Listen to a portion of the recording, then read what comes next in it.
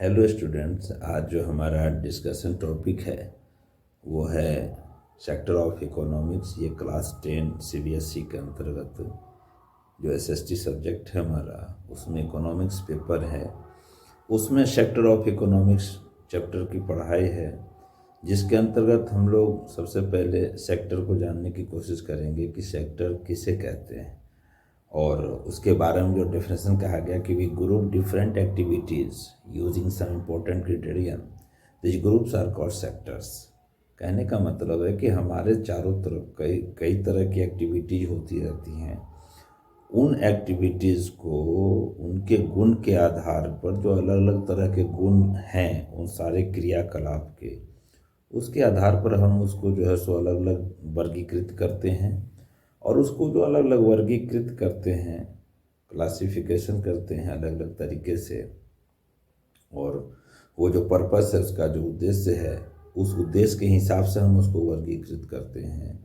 और ये भी उसमें देखा जाता है कि what one things is an important criterion, कि उसके बारे में जो हमारी सोसाइटी की सोच क्या है। तो वर्गीकृत करते समय में ये ध्यान रखना है हमें कि गुण के आधार पर, जो समान गुण मिल रहे हैं उसके आधार पर हम उसको अलग अलग तरीके से वर्गीकृत करते हैं। एक्टिविटी जो हमारे चारों तरफ है उनको, और उसी को हम लोग जो अलग अलग जो समूह में जो उसको वर्गीकृत करते हैं, उसी को हम यहाँ सेक्टर से संबोधित करते हैं। इकोनॉमिक्स में उसी को सेक्टर कहा जा रहा है। और एक बार मैं डेफिनेशन फिर से बोल देता हूँ, जो भी स्टूडेंट्स हैं वो इस डेफिनेशन को फिर से गौर करेंगे कि we group different activity using some important criterion, this groups are called sectors. There are several ways of classifications depending on the purpose and what one things is an important criterion. इस तरीके से जो मैंने आपको इसकी हिंदी बताई कि आप सेक्टर के बारे में क्या डिफाइन कर सकते हैं, उसको मैंने इंग्लिश में भी बताया, उसको मैंने हिंदी में भी बताया। अब सबसे पहली बात आती है कि इस सेक्टर को 3 भागों में बांटा गया, जिसमें पहला हमारा जो पॉइंट है वह प्राइमरी सेक्टर के बारे में है। प्राइमरी सेक्टर कहता है when we produce a good by exploiting natural resources. किसी भी चीज़ का निर्माण, किसी भी वस्तु का निर्माण जब हम प्राकृतिक संसाधन से करते हैं, जरा गौर करने की बात है, नेचुरल रिसोर्सेज यानी जो प्राकृतिक संसाधन हमारे पास है।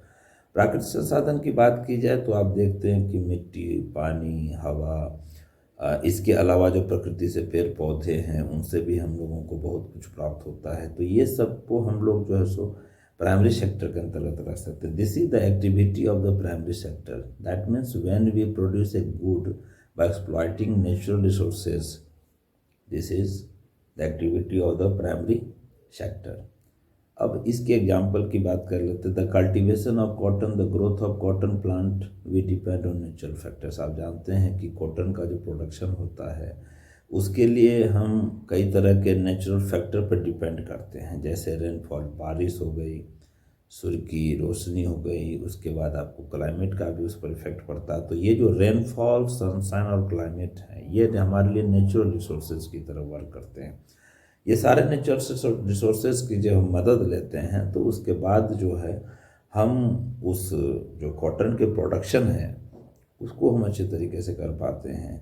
The product of this activity cotton is a natural product. तो आप ये कह सकते हैं कि जो इन सारे नेचुरल रिसोर्सेज का हेल्प लेकर के, यानी जो रेनफॉल है, सनशाइन है, क्लाइमेट है, इन सब का हेल्प लेकर के जो हम कॉटन की प्रोडक्शन किए, तो ये एक नेचुरल प्रोडक्ट हुआ। Other example is dairy, here milk is a natural product. तो आप डेयरी प्रोडक्ट में देखते हैं कि जो भी आपको जानवर हैं जो दूध देते हैं, मुख्य रूप से जिनके दूधों का हम उपयोग करते हैं, गाय हो गए, भैंस हो गए, तो उनको जो चारा दिया जाता है खाने के लिए, वो भी जो है सो आपको फसल, जो भी चारा है उसका वो हम नेचुरल वे में हासिल करते हैं। और वो जो दूध है, दूध से हम कई तरह के और प्रोडक्ट को बनाते हैं। तो यहाँ जो डेयरी प्रोडक्ट में मिल्क जो हो गया आपको, ये आपका जो है नेचुरल प्रोडक्ट हो गया। This sector is also called agriculture and related sector. और आप एक जान लीजिए कि जो प्राइमरी सेक्टर है, प्राइमरी सेक्टर आप समझ गए अच्छे तरीके से कि जो हम नेचर से के मदद से जिस सेक्टर को हम तैयार करते हैं, जिससे प्रोडक्ट को तैयार करते हैं, वो हमारा प्राइमरी सेक्टर हो गया। और इसको हम लोग जो है एग्रीकल्चर या एग्रीकल्चर से रिलेटेड सेक्टर भी हम इसको कह सकते हैं। यानी ये जो हमारा सेक्टर है ये एग्रीकल्चर से रिलेटेड है। जैसे मैंने आपको कॉटन की बात बताई, कॉटन की प्रोडक्शन हम कर रहे हैं तो वो भी एग्रीकल्चर सेक्शन से जुड़ गया। उसके बाद जब हम देखते हैं कि मिल्क की बात करते हैं तो जितने भी हमारे दूध देने वाले जानवर हैं जिनके दूध का हम उपयोग करते हैं, उसके भी जो चारा वगैरह की व्यवस्था होती है तो उसके लिए एग्रीकल्चर फील्ड है जिसमें हम चारा लगाते हैं। उससे हम उसको भोजन के रूप में चारा देते हैं जिससे कि फिर हमें दूध प्राप्त होता है। तो ये सब जो है आपके ये सारे प्राइमरी सेक्टर के अंतर्गत आएंगे। इसके बाद जो दूसरा हमारा सेक्टर है वो है सेकेंडरी सेक्टर। सेकेंडरी सेक्टर की जब बात करते हैं तो सेकेंडरी सेक्टर की हम पहले डेफिनेशन देख लेते हैं कि the activities in which natural products are change into other forms through ways of manufacturing. यानी जब हम मैन्युफैक्चर करेंगे उसको, जो हमारा नेचुरल प्रोडक्ट है उससे हम जो है सब कुछ और भी जो प्रोडक्ट मैन्युफैक्चर प्रोडक्ट करेंगे तो वो आपको सेकेंडरी सेक्टर के अंतर्गत में आएगा। और इसीलिए जो मैन्युफैक्चर हम करते हैं वो इंडस्ट्री से जुड़ा होता है, इंडस्ट्रियल एक्टिविटी से जुड़ा होता है। तो इसको हम प्राइमरी सेक्टर का अगला सेक्टर कह सकते हैं। सेकेंडरी सेक्टर को हम प्राइमरी सेक्टर का अगला सेक्टर कह सकते हैं। और सेकेंडरी सेक्टर में जो भी प्रोडक्शन होगा, जो भी निर्माण होगा, वो आपको प्राइमरी सेक्टर से रिलेटेड होगा। प्राइमरी सेक्टर से ही सेकेंडरी सेक्टर का फॉर्मेशन होगा। आपको इस चीज़ को समझना है। जैसे आप डेयरी प्रोडक्ट की बात की, दूध हमने प्राइमरी सेक्टर में रखा। अच्छा, उससे हम देखते हैं कि घी है, दही है, मक्खन है, पनीर है, बहुत चीज़ हम बनाते हैं, मिठाइयाँ बनाते हैं हम उससे।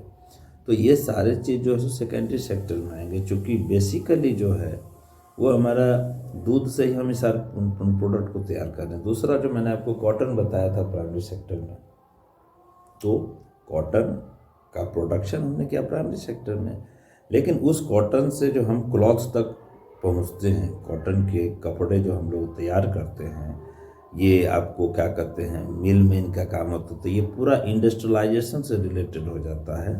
और जो कॉटन का नेचुरल प्रोडक्शन है उससे जो हम कपड़े बनाने तक का जो एक प्रोसेस है, ये पूरा एक industrial step by step work है। और इसीलिए इसको हम लोग जो है सेकेंडरी सेक्टर में रखते हैं। तो आपको समझ में आ गया होगा कि प्राइमरी सेक्टर हमारा नेचर से जुड़ा हुआ, नेचुरल रिसोर्सेज से जुड़ा हुआ है, और सेकेंडरी सेक्टर प्राइमरी सेक्टर से रिलेटेड है। तो ये चीज़ हो गया। आपको फिर से एक बार जो है मैं डिफिनेशन बता दूं सेकेंडरी सेक्टर का कि the activities in which natural products are changed into other forms through ways of manufacturing that we associate with industrial activities. It is the next step after primary. An example, using sugarcane as a raw material. Sugarcane के example को भी आप ले सकते हैं। जो sugarcane यानी गन्ना जो है वो हमारे लिए रॉ मटेरियल है, ये हमारा प्राइमरी सेक्टर है। लेकिन उससे जो हम शुगर या गुड़ जो हासिल करते हैं ये हमारा सेकेंडरी सेक्टर हो गया। तो we convert earth into bricks and use bricks to make houses. और आप देखते हैं कि मिट्टी से जो हम ईंट बनाते हैं, ज़मीन के अंदर से चिकनी मिट्टी है, उसका उपयोग हम लोग जो है सो कई तरह के निर्माण कार्य में करते हैं, ईंट बनाने में भी करते हैं। और इस सिचुएशन में हम वहाँ पर देखते हैं कि जो मिट्टी हो गई वो हमारा प्राइमरी सेक्टर है, लेकिन जो ईंट बनाते हैं जिससे कि मकान बनाए जाते हैं ये हमारा जो है सेकेंडरी सेक्टर हो गया। और जो ईंट वगैरह है वो आपको, इसीलिए हम कहते हैं इसको इंडस्ट्रियल सेक्टर भी कहते हैं। इस सारा फॉर्मेशन जो है वो आपको इंडस्ट्री के वे में होता है, ठीक है। जो नया फॉर्मेशन हम किसी भी पुराने जो प्राइमरी सेक्टर से जो हम सेकेंडरी का फॉर्मेशन करेंगे वो हमेशा आपको जो है सो इंडस्ट्रियल फॉर्मेशन को लेकर के ही होगा। और इसीलिए इसको इंडस्ट्रियल सेक्टर के नाम से भी जाना जाता है। अब थर्ड सेक्टर पे हम आते हैं आपको, जिसको हम लोग जो है सो टर्शियरी सेक्टर कहते हैं। थर्ड सेक्टर हमारा हो गया टर्शियरी सेक्टर। अब इसके बारे में आप जानें कि these are activity that help in the development of the primary and secondary sector.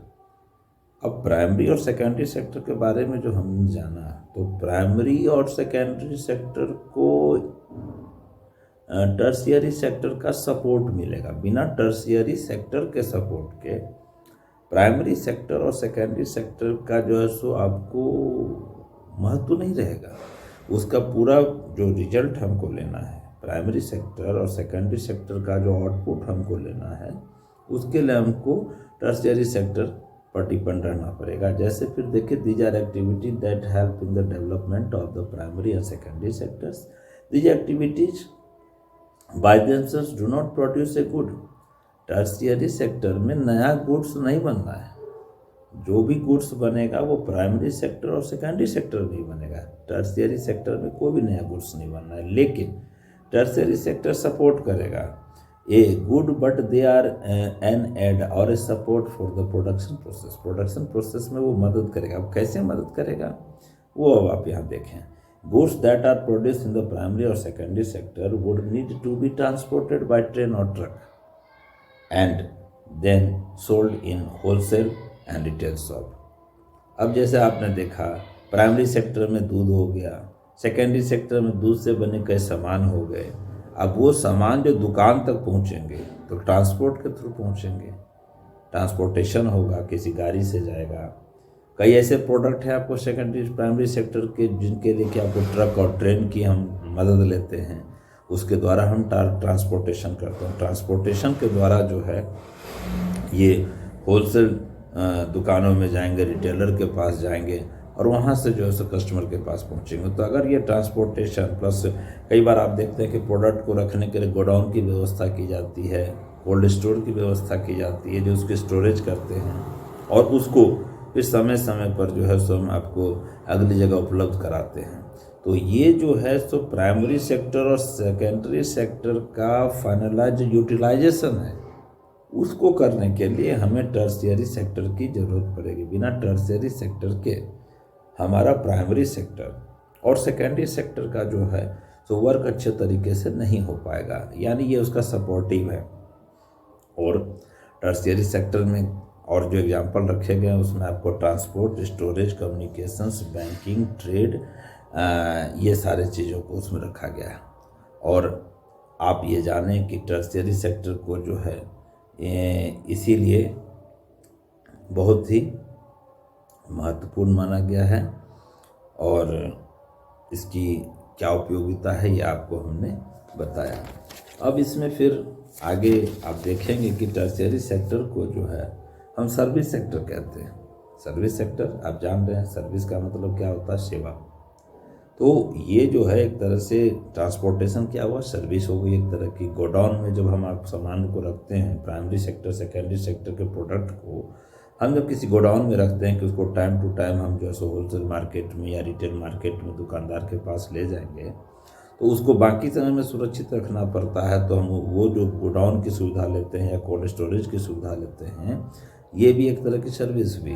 इसके और इनके एग्जाम्पल में अब जो नए नए समय में कई तरह के परिवर्तन हो रहे हैं आपको, और टर्शियरी सेक्टर में और भी जो एग्जाम्पल रखे गए उसमें आपको teacher, doctor, washerman, barber, lawyer, cobbler, internet cafe जो आजकल है वो, ATM हो गए, इसके बाद आपको जो है सो कॉल सेंटर हो गए, सॉफ्टवेयर कंपनीज हो गए। इन सब का जो उपयोग है ये आजकल टर्शियरी सेक्टर में। तो आपको जो भी स्टूडेंट्स हैं उनको ये ध्यान रखना पड़ेगा कि वर्तमान स्थिति में टर्शियरी सेक्टर में जो नए नए क्षेत्रों को शामिल किया गया है उनके बारे में भी उनको जानकारी रहे और उसके हिसाब से वो एग्ज़ाम में उन सब एग्जाम्पल्स को भी इंक्लूड कर सकें।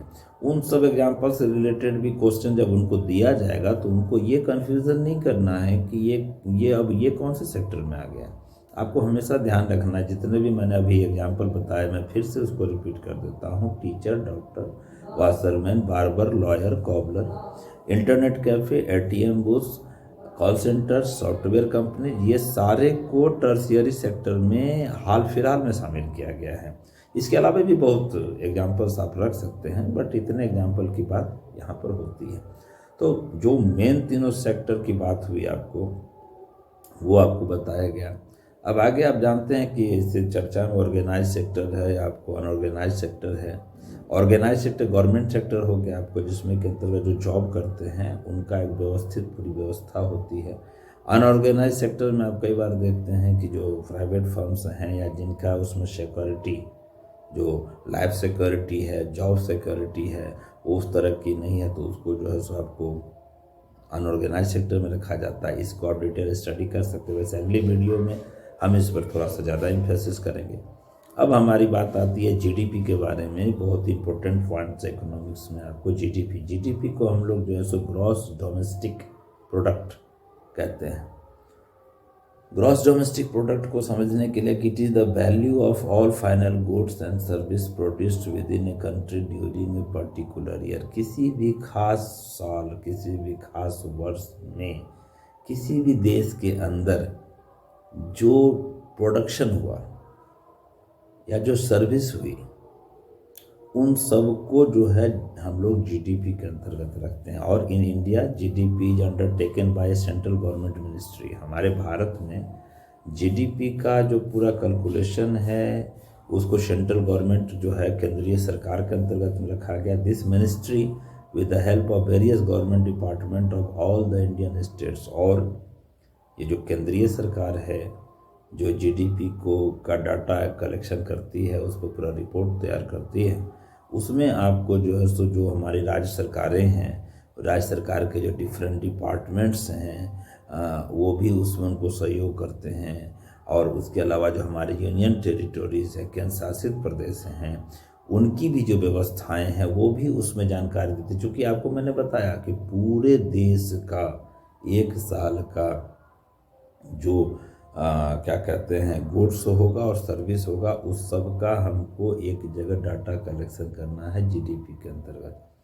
तो स्वाभाविक है कि एक देश के अंदर हम जानते हैं इतने राज्य हैं, इतने हमारे केंद्र शासित प्रदेश हैं, जिसको यूनियन टेरिटोरीज हम कह रहे हैं, तो उन सब से डाटा कलेक्शन किया जाता है। और उसके बाद जो हमारी सेंट्रल मिनिस्ट्री है वो जीडीपी का पूरा खाका तैयार करती है और उसके बाद उसको फिर सार्वजनिक करती है। तो जीडीपी के बारे में आपको जो है ये तो बहुत व्यापक रूप से बातें नहीं आई आपको, लेकिन जो मूल जीडीपी के लिए बातें हैं वो जो सैद्धांतिक रूप से कही गई हैं, किताबों में लिखी गई हैं, वो आपको यही है। और आपको इसके बारे में भी जानकारी दी गई है।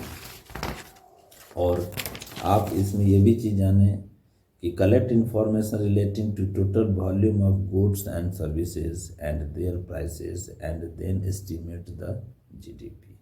यानी कि पूरे देश के अंतर्गत राज्यों से, यूनियन टेरिटोरी से जब डाटा कलेक्शन हो जाता है, तो डाटा कलेक्शन होने के बाद कि कितने गुड्स प्रोडक्शन हुए, कितने तरह की सर्विसेज जो है सो वो प्रोवाइड की गई और उनके क्या प्राइस हुए, ठीक है, इन सब का एस्टीमेट आपको जीडीपी के अंतर्गत किया जाता है।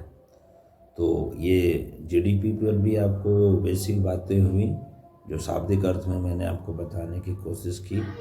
और सारे स्टूडेंट से हमारी ये रिक्वेस्ट है, सीबीएसई के जो भी 10th के स्टूडेंट हैं, एसएसटी सब्जेक्ट उनका है, उनसे मेरी ये रिक्वेस्ट है कि ये तो बहुत बेसिक पॉइंट्स हमने बताए आपको, आप जब उसका थोड़ा स्टडी करेंगे, जो आपकी बुक्स है आप उसका थोड़ा स्टडी करेंगे, तो आपको फिर और भी इसमें जो है सो अपने नॉलेज, अपने इंटेलिजेंस के हिसाब से आपको बहुत अच्छे तरीके से समझने का मौका मिलेगा। और मैं ये उम्मीद करता हूँ कि जितनी जानकारियाँ मैंने आपको उपलब्ध कराई इस वीडियो के माध्यम से, तो ये हो सकता है कि आप जो है इसकी मदद से अपने जानकारी को और बेहतर कर पाएंगे। जब आप उसको किताबों में पढ़ेंगे और ज़्यादा स्टडी करेंगे तो आप उसमें और बेहतर परिणाम प्राप्त कर सकते हैं। आज की जो ये वीडियो हमारी रही सेक्टर से रिलेटेड इकोनॉमिक्स में क्लास 10 सीबीएसई से एसएसटी के लिए, उसको मैं यहीं पे समाप्त करता हूँ। फिर आगे और भी वीडियोस लेकर के मैं आपके बीच में उपस्थित होऊंगा। धन्यवाद।